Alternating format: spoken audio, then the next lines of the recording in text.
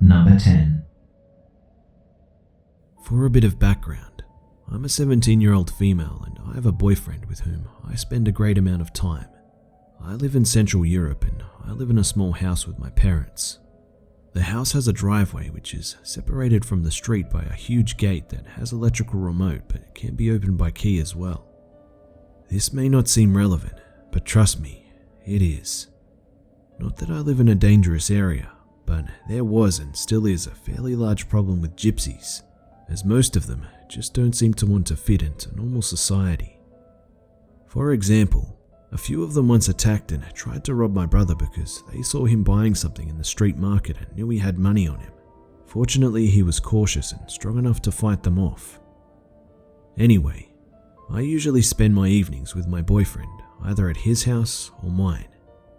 The evening of this event, I took the bus to my village from his and got off, just as usual. It was around 9 PM, so it was pretty dark by this point.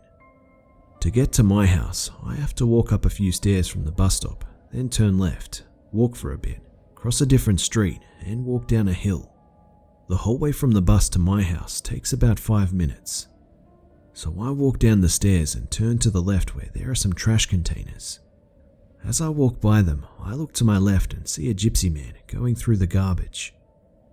We instantly lock eyes and he makes this crazy grin and kind of stops in the middle of his job. I walk away, not looking back, until I hear glass breaking. He stood up and as I glared back, he grinned once again and started to walk towards me. I quicken my pace and cross the street.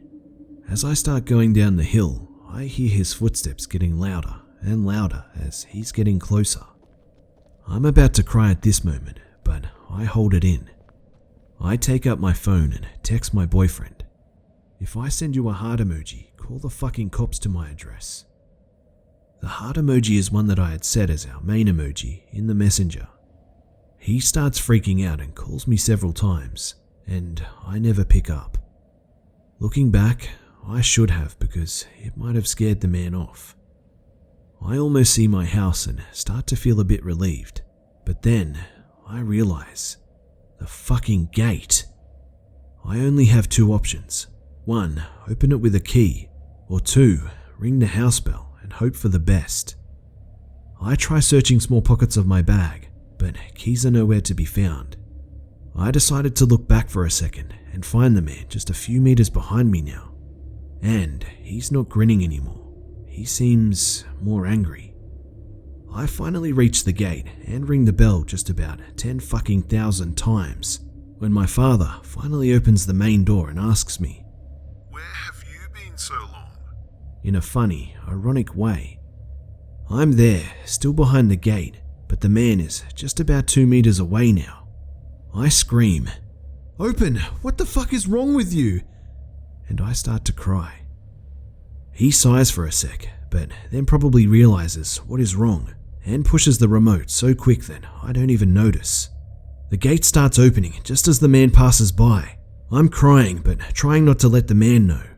I push myself through the gap between the gate and the fence. I finally feel safe. Until I hear a faint whisper I'll never forget. "You better run next time." I collapse at the door. Dad tries to follow the guy, but he stands no chance because the man is long gone. We didn't call the cops since I didn't remember the man that much, and I wouldn't be able to give them a description, and it would have been no help. Ever since that event, I'm afraid of walking in the dark and paranoid of someone watching me. I know my fear is unfounded, but I have no way of getting rid of it, and I don't know if I actually want to, because it makes me aware of my surroundings even more. Number 9. I work in retail. The store I work at isn't the best in the neighborhood, and we're open until 10. After around 9, every employee except the cashier is usually helping to do the nightly closing things, so they're not on the floor. This is when my store was a lot slower, so we didn't generally have any customers after 9. I was stationed at the register at the time, and I was 16 years old. Around 9:30, a customer came into the store. I did my usual thing and greeted him, asking if he needed any help. He was really tall. I remember around 6'2", which was intimidating because I'm only 5'1", and had a huge scar across his face. I had a really bad feeling about him, but I can't really refuse to help customers just because they look seedy, so I ignored it. He kind of smiled at me and looked me up and down before asking where our clearance section was. Clearance was located all the way in the back of the store on a weird end cap. I've had plenty of customers get lost on their way there, so I told him I'd show him. While we were walking to the back of the store, he didn't keep a normal distance. I didn't realize how close he actually was until he hissed, "Hey girl, you've got a really nice ass," in my ear. I didn't say anything because I'd never had a customer be that blunt with me before, and just walked a little bit faster to clearance, pretending like I hadn't heard him.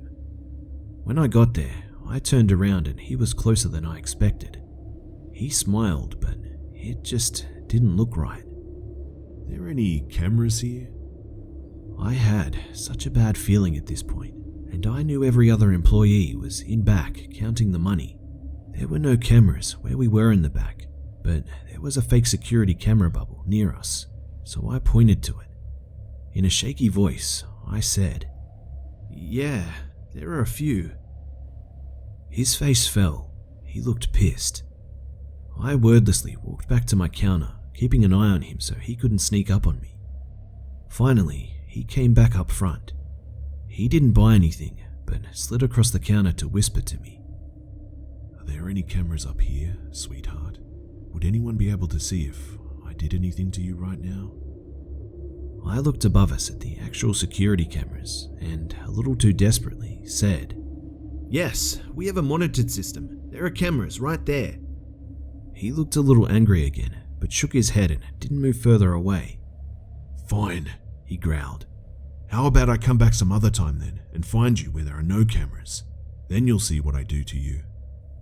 I was terrified because I didn't have a car yet and sometimes had to wait for my ride for a few minutes outside after we closed. Our lock cameras suck, so I knew that if he waited, there was a good chance he actually could find me in a place with no cameras. I just gaped at him, and he eventually walked out, looking smug. I called my manager, begging him or one of the floor employees to come and sit with me until the store closed, which he refused, so I was left alone for the last 15 minutes. The store closed normally, and no one was waiting outside, thank God. I made sure to tell some co-workers about the incident in case something came of it, even though I was off for the 2 days after it happened.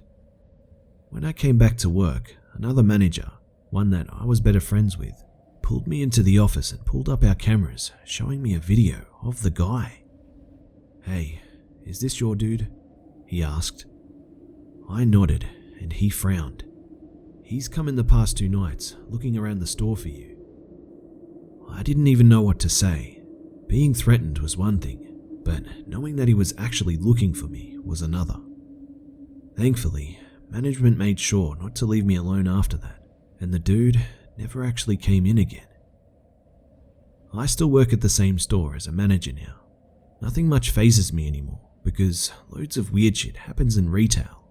But I do wish I knew whether he was trying to scare the shit out of me or if he was actually trying to plan something.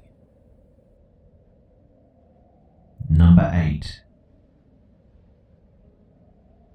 To give a little background, I'm a man. This takes place in the mid-90s and I'm about 7 years old. When I was a kid, I was raised by my grandmother. She would watch all of us, my sister, my 2 other cousins, and a few neighborhood kids. I was the oldest, my sister was a year younger, and my 2 other cousins were either 4 or 5. We would spend most of our time outside, as my grandmother was beginning to get older and would spend most of her days inside. We would make up plays to keep ourselves entertained, and we would practice our plays every day in my grandmother's garage and would use her automatic door as a curtain for our stage. Now we lived in an urban neighborhood, and it was not uncommon for people to be out any time of the day, children to be playing, and cars to be parked all over. This particular day though, I had noticed a burgundy van circling around our street before eventually parking in the alley where the garage door would open. I thought nothing of it, as, like I said, it would be strange for a car to get lost before settling in the alley. We closed the garage door in order to take a water break. After a few minutes, I made the decision that we were ready again and opened the garage door. The van was now idling right in front of us, the exhaust guzzling as black smoke passed our faces. After sitting in park for what seemed like forever, an older man got out of the van and approached us. He said we were all terrific actors and that he would like to watch us rehearse. I felt a little sketchy about the man, but always wanting an audience, I told him that it was okay. The man took a particular interest in my sister, who had a dance routine in our make-believe play. I remember what he said about her vividly, like he whispered it in my ear yesterday. The man gazed at my sister and said, "I like the way you dance. Will you come with me and dance for me?" Immediately, as the oldest of the kids, I felt uneasy and thought about the trouble I would get in if someone caught us talking to a stranger. It was a tight-knit community where most of the neighbors knew of us, as my family had been living here for many years. At this time, the man swung open the two doors in the back of the van. The van was vacant of seats. I had never seen this specific model of van, but even at my young age, I could tell that the seats had been removed. The man smiled creepily at my sister and told her that her shoe was untied, and if she sat on the floor in the van, he would tie it for her. My sister, being a bit naive, hopped up on the step of his vehicle and kicked her leg out. The man began to tie her shoe and told all of us that he had an audience that would love to see our play. We would just all have to get in the back and ride up the road to where the stage was located. I was tempted to go with the man because I was always up for an adventure, and staying inside at my grandmother's house was not my idea of a good time.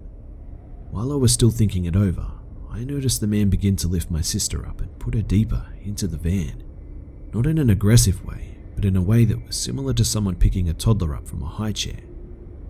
I knew something was wrong, and I began to say that we had to go, but my feet were frozen by fear. I couldn't move. I'm starting to panic when all of a sudden I see my dad driving up from the opposite side of the alley to park in the empty lot next door that all my family was accustomed to parking in. He must have gotten off of work early today. He screeches to a halt, and without even taking the keys out of the ignition, jumps out of the car and begins running towards the van after seeing my sister sitting inside. My sister, visibly shaken from the look on my dad's face, begins crying and runs towards him. He guides her towards my cousin and me, and we quickly take her into our arms. The creepy man's eyes widen like he had seen a ghost, and he runs around the van into the driver's seat and drives away, rear door still open, shaking violently. My dad, who I should let you know is a sheriff in the county, draws his weapon and begins running after the van on foot.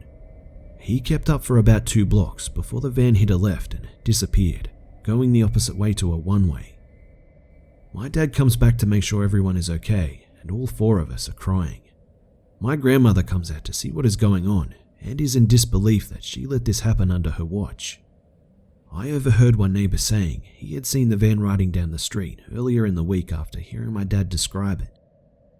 This was the one and only time I'd ever seen my dad cry, probably because he knew just how close he was to losing his only daughter. I never saw the van again. To this day, I still think about what would have happened if we all stepped into the van, or if my dad wouldn't have had an early day. As for the man, I'm guessing that he either got arrested, fled the state, or got what was coming to him. The worst scenario that I can think of is that he got some little girl to dance with him. I'm just glad that it wasn't my sister. Number 7. So at the time of this story, I was 18. I'd had a rough past but just got my life on track. I moved out and got my own place.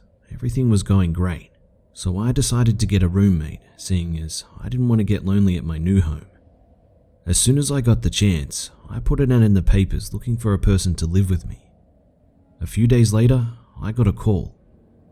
I answered the phone and a light, friendly voice called from the other side. It was a female voice. Hello, my name is Lucy. I'm calling on behalf of your ad. I'm looking for a roommate and thought that you would be perfect. You're not too far from me. The female voice said delightedly. We set a date to meet up. We were to meet up the next day at a local cafe. I didn't want to go anywhere private after hearing all the stories about roommates meeting and not being who they thought they were, etc. The next day came by, we met up, got to know each other, and everything went fine. She was a tall, petite blonde with bright blue eyes. She didn't wear too much makeup and she looked really healthy, and we got along really well. We had so many things in common, such as music taste in books and films, and we played near enough the same video games. We became friends, and as soon as possible, she moved into my place with me. I finally had a roommate. The first few months were great, pizza nights, movie nights, etc. I'd have gladly considered her a best friend of mine, and we got very close. But after a few months, things changed. She got more distant, more and more. She also got a bit weird. Just little things at first, such as losing her temper at nothing.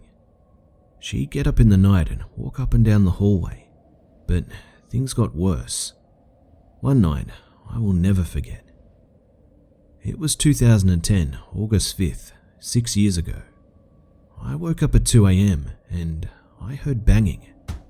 I knew it was her, so I wasn't too worried. She would slam the cupboard door shut over and over for about half an hour, nearly every night. I'd go and see if she was okay, and she just kept going, looking me right in the eyes as she did so, with a bone-chilling look on her face, eyes wide, lips parted, head tilted. This particular night, I didn't get up. I sighed and put my head under my pillow, but I heard quiet sobs. It made my heart break to hear it, but I didn't get up.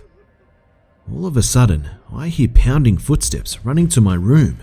They were so fucking loud. I shot up as she stormed into my room with an angered expression. What the fuck was going on, I thought.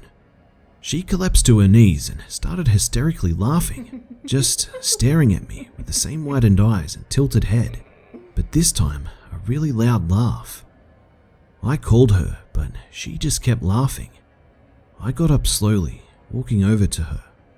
I crouched beside her and she stopped laughing. I asked if she was okay. She got up and said goodnight, leaving my room. The way she said goodnight, though, sent chills down my spine.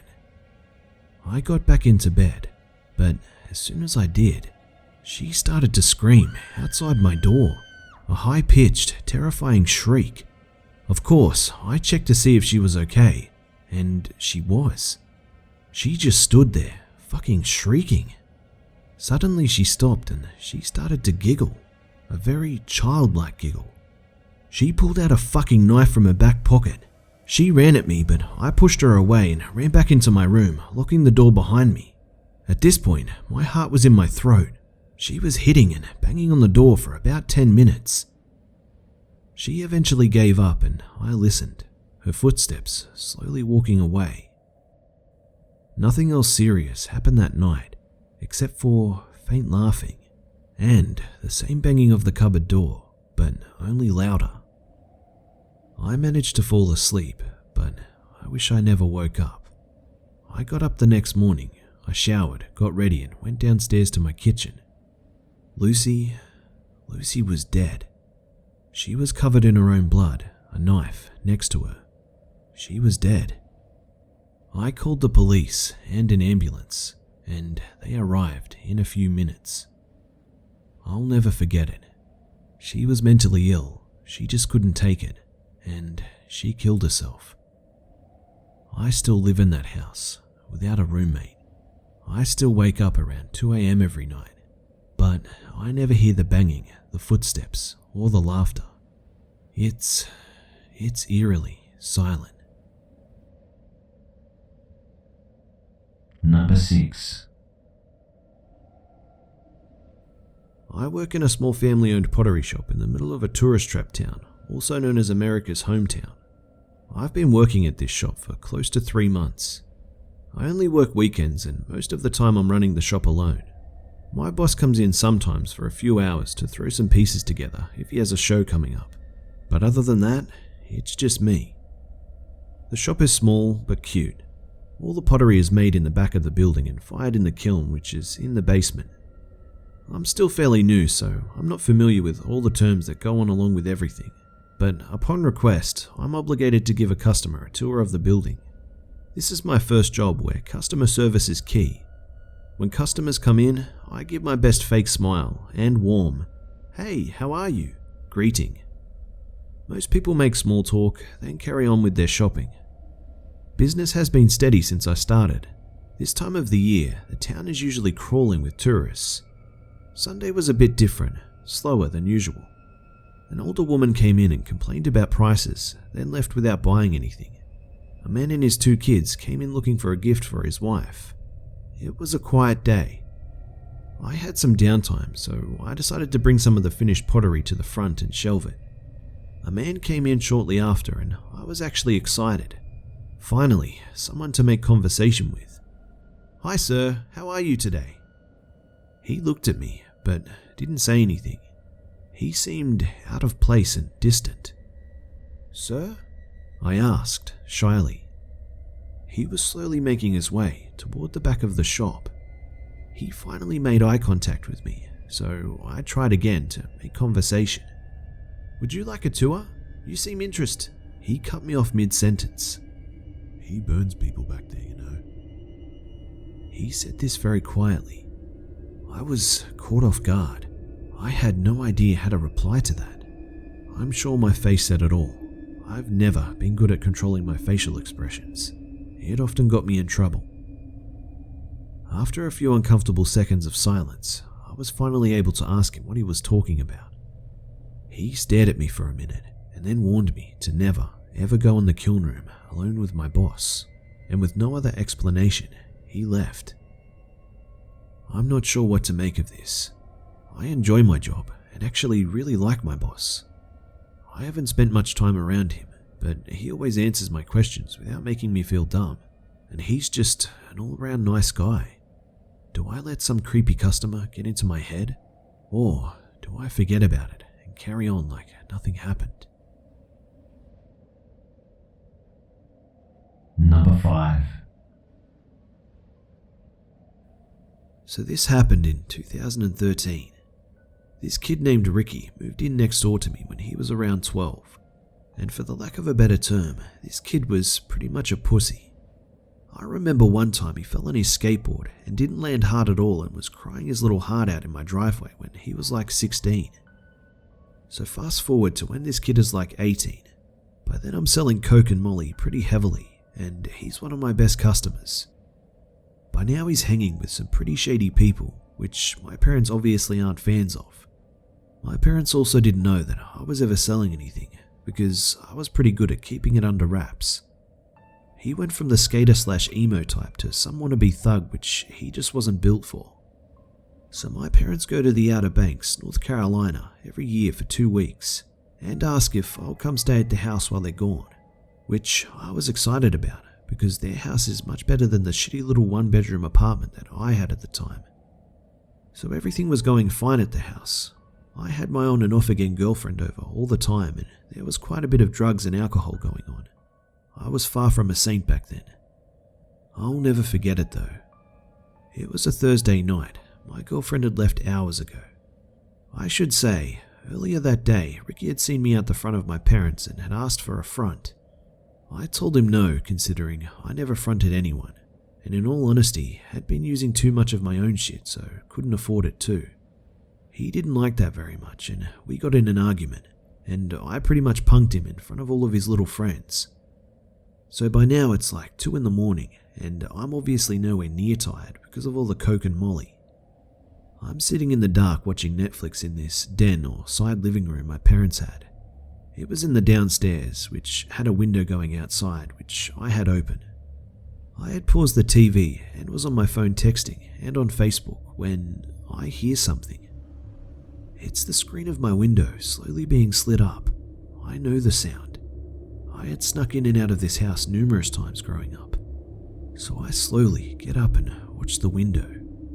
I clearly see the screen moving very slowly up through the curtains. So I walk up to the window, and as soon as I move the curtain, at least 3 or 4 people scatter. I run out front, but they're booking it down the street.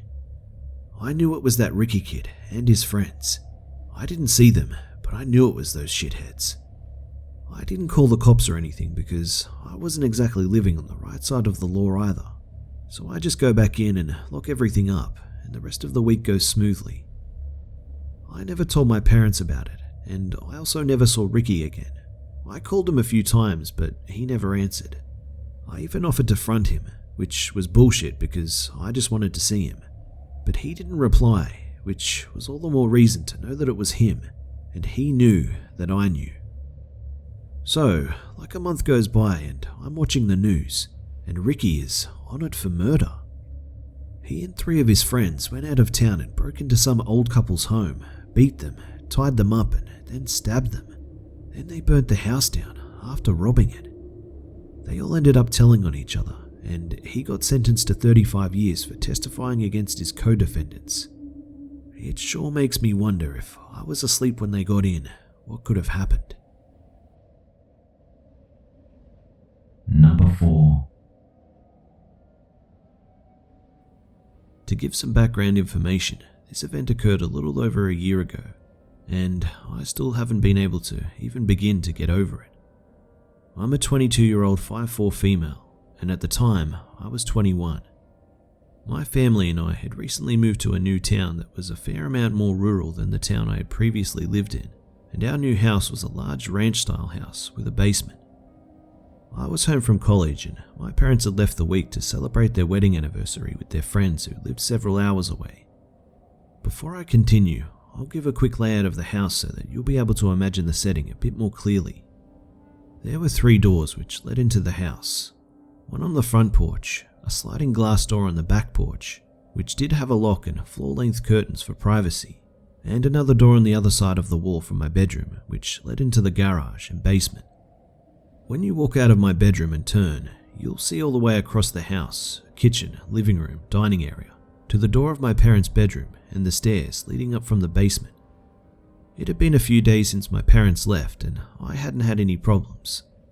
They had sent me a couple of messages on Facebook letting me know that they had arrived at their friend's house safely and were having a good time. The day had gone well, and I was sure to check that I'd locked all the doors of the house once the sun started to go down.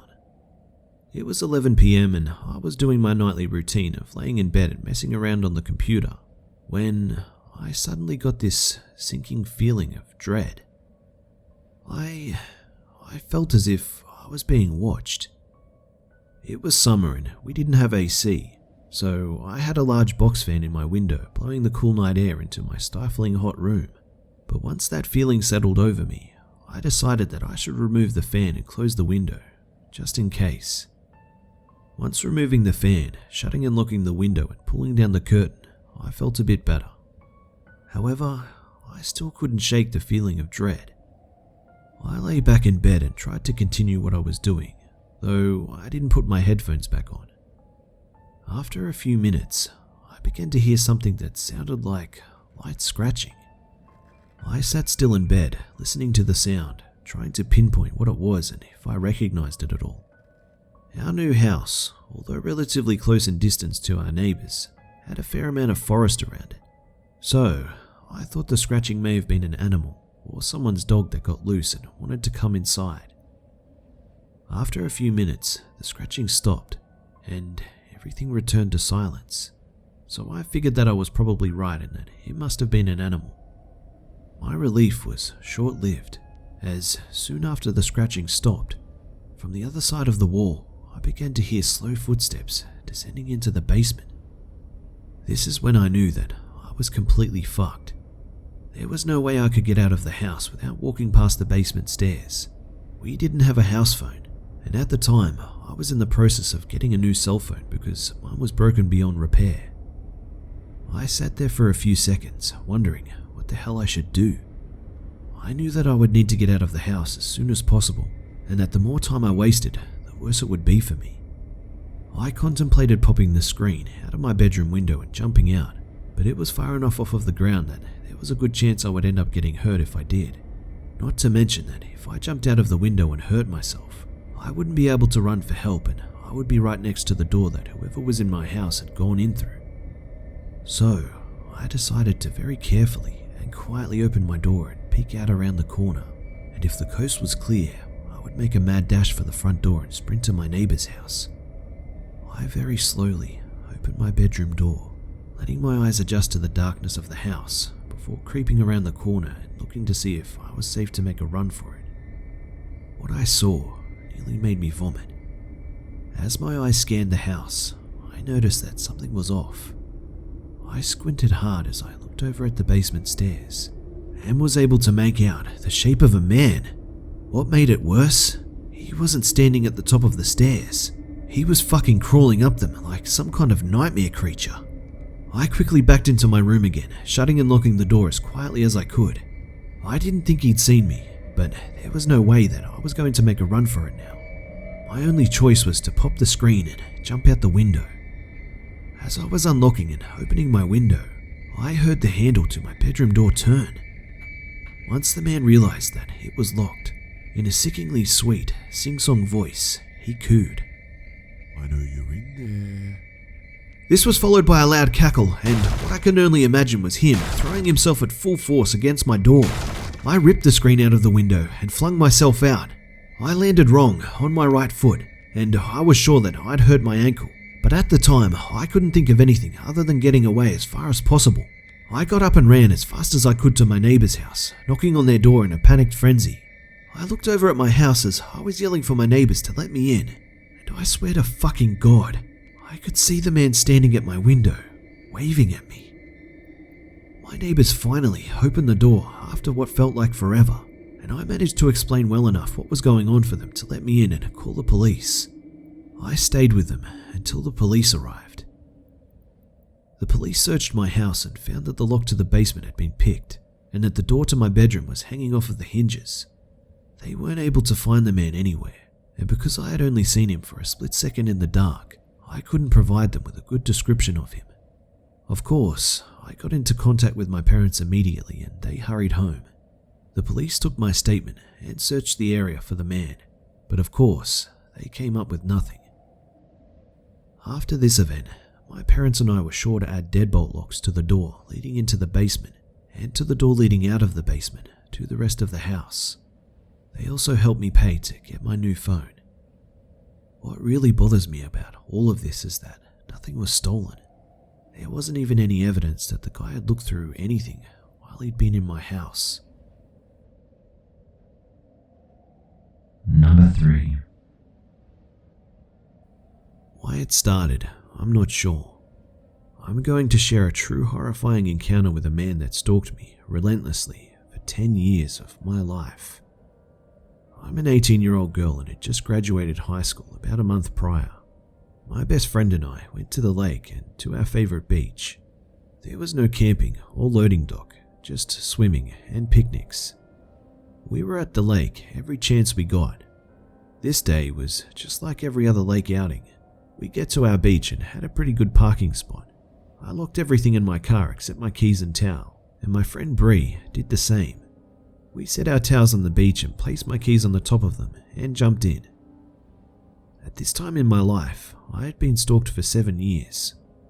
Oddly enough, I didn't know what the guy looked like. I'd only seen a glimpse of him once or twice. He did very well in the shadows. Bree and I swam around in the water, mainly chatting about our future, college and such. Bree asks me what is wrong, as apparently she saw me glancing around and not talking much anymore. I whispered, "He's here." She froze and asked, "Where?" I wasn't sure, but I could feel him watching me.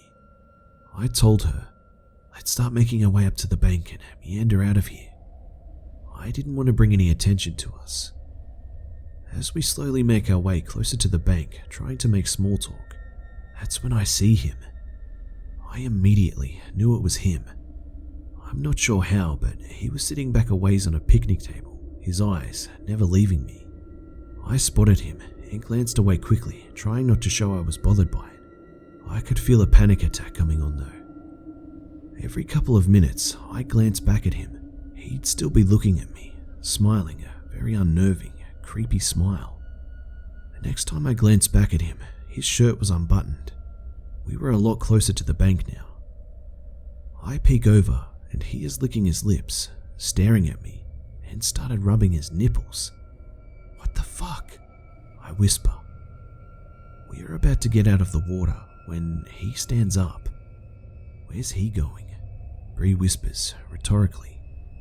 He walks over to his car. It's parked right next to mine, even though the parking lot is just about empty.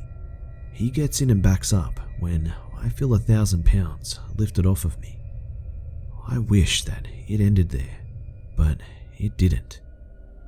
He wasn't leaving. He pulled his car out and teed it behind mine. I had no way out. Bree starts freaking out, which doesn't help me try to stay calm. "What do we do?" she says. I grab my towel and wrap it around me, grabbing my keys. He's out of his car, looking into my driver's side window. "What is he doing?" I whisper to myself. That's when I realize that I could see him through my windows, and he was jacking off on my car. "Follow me," I whisper to Bree.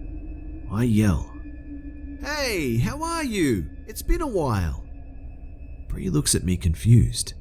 She sees the large Mexican family just a ways down the beach. I wave and Bree follows suit. I walk into the middle of them and cry, "Help me please, do you have a phone?" No comprendo. A man says, looking at me confused. "Shit," I whisper. I try to remember Spanish class. Telefono, por favor." I beg in my best Spanish that I could muster. "Oh, cianzo, mi amiga." He shrugs. "Gracias." I drop my head in defeat. When I risk a glance at my car, the man was back in his car and had moved it to the other side of mine. I could see him searching frantically for me as he lost me in the crowd. This was my time to try and get away. I ran across the service road, Bree hot on my heels, into the wooded area. We run through the wooded area back towards the parking area. He had walked back towards the beach and is walking away from the parking area, trying to see where I had gone. Sticks and rocks slice my feet and my toes as my flip-flops don't offer much protection. I saw his back to us, so I run across the parking lot to my car, hiding behind on the driver's side. Bree right behind me. There was cum all over my door and handle. I use my towel to open the door and Bree crawls in, keeping down, and I crawl in throwing my towel on the ground. When my car starts up, I see him turn back to me, looking angry and running towards me. I slam my car in reverse and peel out. Bree has my phone, calling 911, and is hysterical. She finally hands the phone to me. I tell the dispatcher what he was driving and his license plate number. She asks what I'm driving and tells me that she'll send someone out to check it out. About 7 minutes later, I see lights flying up behind me. The speed limit around the lake is 45. I notice that I'm driving 65. I pull over and the cop walks up to my car with his hand on his gun. "Brooke?" He yells before getting to my window. I start thinking, how does he know my name? I'm crying hysterically, of course, not thinking clearly. He reaches my window and he says, "The dispatcher told me your name and your car description. You called 911, right? Can you please step out of the car?" He asks, still cautious. I get out and hug the officer. He was taken aback by this, but I was so thankful that I was safe. He takes Bree and I's statement, telling me that he will file it with my local law enforcement office to file with my case. He said, "Please slow it down, okay?" and sent us on our way. 3 days later, I go to our local police station. There was an officer there that I knew because we called 911 often. He greets me and asks me what I needed. I asked what was going on with my case. He scoffs and said, "What case?" Me a little bewildered, I say, my stalking case? He said, There isn't any investigation. There isn't a case. What? Why not? I'm being stalked. We can't prove it.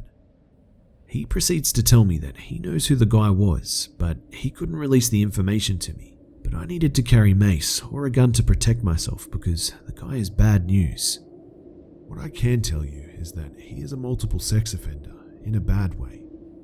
I then exclaim, See? Go arrest him. Why are you guys protecting him when I'm the victim? Look, stalking is a very hard crime to prove. I'm sorry, there just isn't anything we can do. What is going to have to happen for you to catch this perv? He is clearly irritated and says, Look, I'm done. This conversation is over. I yell, No, it's not. I want answers to why no one will help me. He says, Look, I'm sorry, Brooke, but there's nothing we can do unless we catch him doing it. Until then, it's just a she said, he said thing. Well, isn't that fucking great? I stand up. I guess he'll just have to hurt me before anyone cares. He nods his head. Look, I'm sorry. A lump forms in my throat as I feel like I may puke. Well, isn't that nice? You know that stalking is illegal in 50 states and for some fucked up reason, he is the one that is protected. Some justice that is. Fuck this shit. I storm out. I feel like no one can protect me now. Number 2. I've lived in a rural part of Oregon in the woods, and I've lived here for quite some time. I'm much older now, but looking back, I suppose I never knew just how much danger I was in. Back in the day of jumping off of big rocks and smashing anthills, it wouldn't be uncommon to see the occasional hiker go by and then up the trail that goes behind my house. See, in Oregon, trails are everywhere and anywhere. But around my house, there are a lot of woods where you'd have to make a trail rather than walk preset trails. And frankly, the lack of anything but deer trails made it easy to get turned around in there. So as I said, a hiker goes by, says hi and carries on into the woods. But here's where it gets strange. And this is only something that I noticed a few years after this, as I was a little bit older then. Not everyone that goes into that forest seems to come out. Of course, there is the excuse that they found another way out or set up a tent. That's all plausible. But when you see an elementary kid and her dog walk in and never come back, it sets this eerie feeling about the woods. Especially as she was from down the road, and after that, I never actually saw her again. Now, on my behalf, yes, I've been in the woods many times. Yes, I've turned around from the lack of trail. And yes, I've been in there enough times to know where everything is. Luckily, there's landmarks. But maybe not in the way there should be. Take a note, I was a kid in elementary school when this specific adventure happened, but I remember going into the woods with my immediate neighbor. For privacy's sake, I'll call him George. One of these days, George and I thought that it would be totally rad to check out the forest. So we head in with the sun on our right shoulder to keep track of our direction. Going in, the canopy was as thick as a Kevlar blanket, and the darkness that ensued was bone-chilling, as was the cold air. But of course, why would two elementary boys care about the details? We wanted in on the adventure. So on we went, and it wasn't very long at all before we saw the first landmark. About 2 or 3 shredded camping tents lay in ruins, one still standing, and a few other camp-like items like tarps and sleeping bags were strewn across the site. We poked around and noticed that the standing tent had these deep slashes in the side, and the sleeping bag was still in the tent, along with rotten food and water canteens, etc. It almost seemed like whoever was here just up and left in one hell of a hurry. A little wary, but still curious, we set on. This is where the happy-go-lucky attitude turned into silent treading, eyes peeled and searching, and no words were exchanged. Why we kept going and didn't just stop and go back home, I'll never know. The second landmark, in a very small clearing of trees in a field of grass and tall bushes, we come across another tent.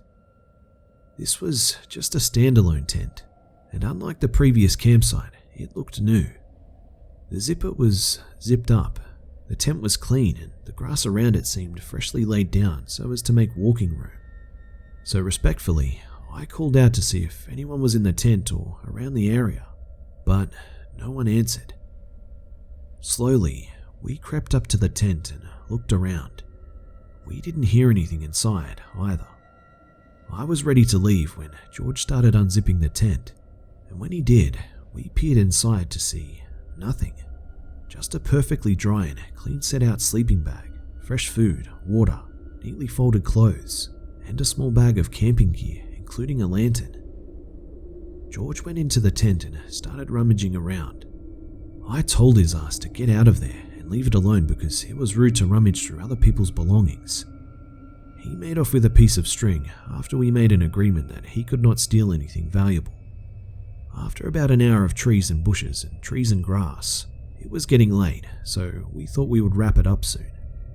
Right before we started back, George spotted something in the trees, hidden behind a log and some tight-knit trees. We ran up to it to find another tent, this being the third and final landmark. The appearance seemed like it had been there for a while. It wasn't broken or torn, but sat there for some time. Of course, George wants to look inside, and after some useless banter, I agree. But I wish we had just left the woods altogether at the first sight. Inside was a sleeping bag, dry blankets, some pictures of people's faces taken from afar, some rope, and an axe. Seeing the axe unsettled me as a kid. For some reason, I had a feeling that that axe wasn't just for chopping wood. George rummaged around a little and found a disposable camera. It was almost full, and as George was kneeling down just kind of taking in the sight, there was an unknown, rotten smell.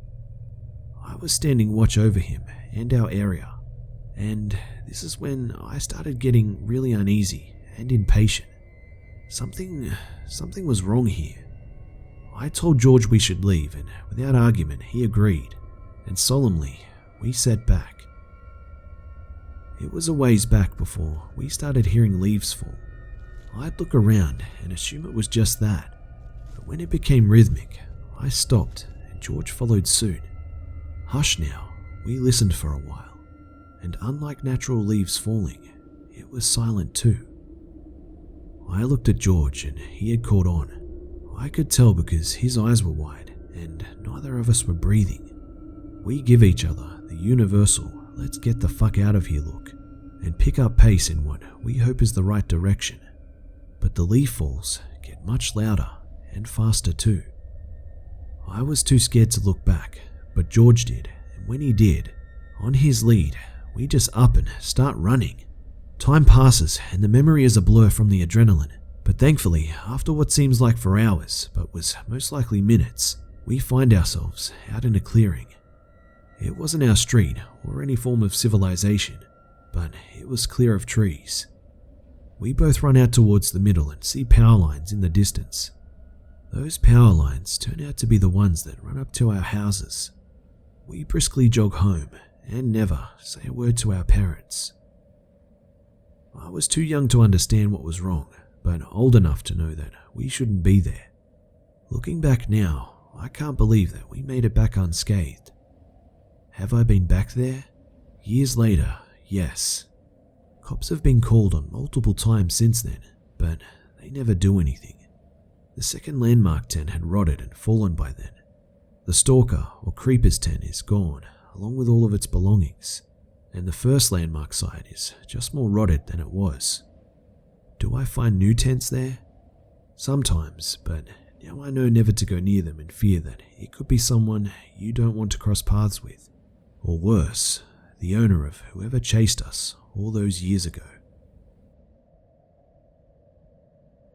Number 1. It was September of 2010. My boyfriend Dave, his best friend Tony, my best friend Liz and I were all coming back to our hometown for our final year of college after spending the summer in London. We'd had a fantastic time staying in my uncle's apartment, partying and exploring such a big city. It was great. We'd stopped in a B&B for the night, about halfway home, and were planning to get home at about 6 p.m. We all woke up early, about 4, maybe 5, ready to set off again, when we discovered that someone had obviously driven too close to our car and broken the right wing mirror off. Seeing as this was my dad's birthday present to me, and I'd had it barely 2 months, I was absolutely fuming. We asked the landlady where we could possibly find spares or something to use for the time being. She said she'd driven past a makeshift scrapyard or something a while back. She wasn't sure if it was still there, but she drew us a rough map and we got back on the road. I wasn't very sure she was right about her directions, because the closer we got to the area she'd circled it in, the more desolate the surroundings were. The roads got more difficult and had gone from stone to dirt. Around us there weren't any farms anymore, just long weedy grass and patches of forest. It had basically become a moor. We were about to head off because of the wild animals, and I'd just have to get over being a paranoid driver and deal without my wing mirror, when surely enough, my boyfriend pointed out in front to a handwritten sign directing us 2 miles down the road to cafe and car spares. We drove down into a little cove surrounded by forest and all got out, except for my friend Liz, who was asleep in the back seat.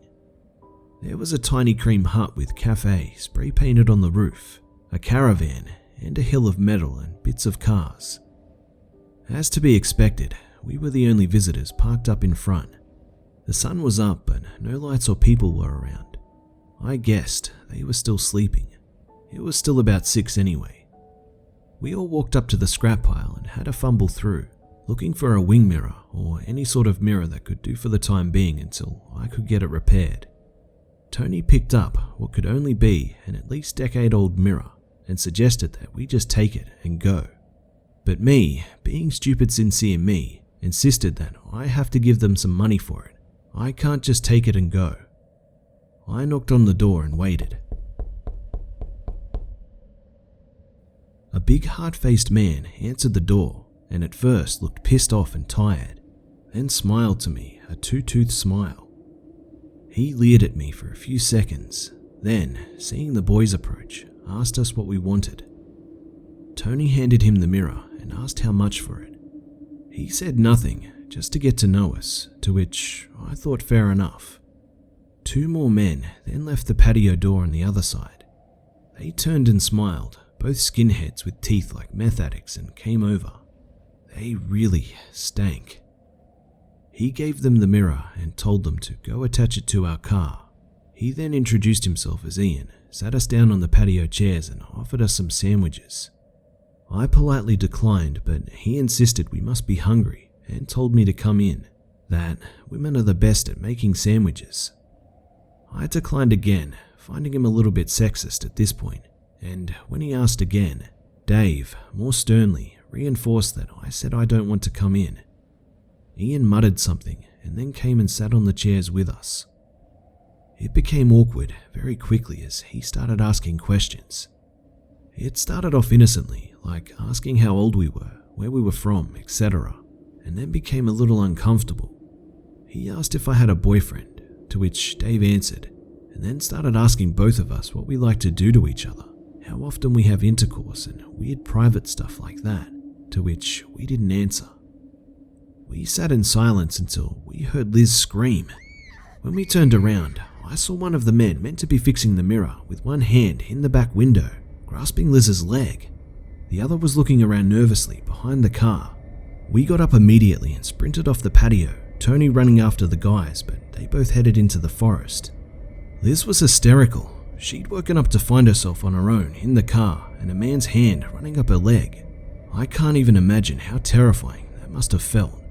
I got into the back seat with her and consoled her while Dave came around the other side to get in and told us that there were some nails on the floor. We looked over and there were about 12 of them arranged around the tire like the guy was ready to pop them. I couldn't really think why at the time, but now I wonder where they got all those car parts from. We decided it was enough. We didn't want to spend any more time there, mirror or no mirror, and we were ready to go when Tony was the last to get in the car. He closed the backseat door as we looked back and saw Ian re-emerge from the house with something long in his hands. running towards us. My vision adjusted when we got a bit closer, and then I realized that he was holding a rifle. A fucking hunting rifle. At that point, I actually burst into tears and hit the engine, slamming on the accelerator as hard as possible. The car started to go and we got up to about 90, forgetting the dirt roads and just driving over whatever until the scrapyard was out of sight. We didn't stop looking behind us until we were safely on the motorway, getting home. To this day, whenever I go to London, I take a train instead. I'm still terrified I'll meet them again.